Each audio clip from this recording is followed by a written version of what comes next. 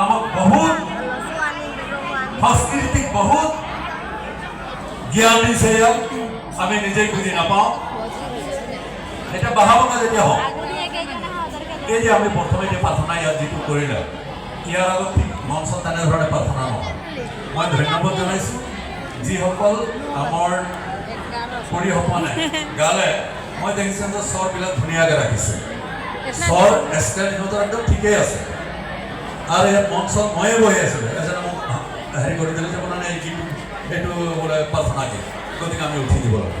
অৱশ্যে এই গীতটো গাওঁতে চবেই উঠিব লাগিছিলে, ৰাইজে উঠিব লাগিছিলে, যিহেতু এইটো প্ৰাৰ্থনাহে কৰা হ'ল আৰু কাল প্ৰাৰ্থনা কৰাইছে। ইয়াত সেই জাহেৰ আয়ক সেই মানৱৰূপে প্ৰাৰ্থনা কৰিছে। আৰু মই এটা কথাই ভাল লাগিলে যে ইহঁতে শিকিছে, সংগীত শিকিছে। ইয়াত মই দেখিছোঁ আমাৰ স্বৰৰ যিটো 12টা স্বৰ থাকে, তাৰ ভিতৰত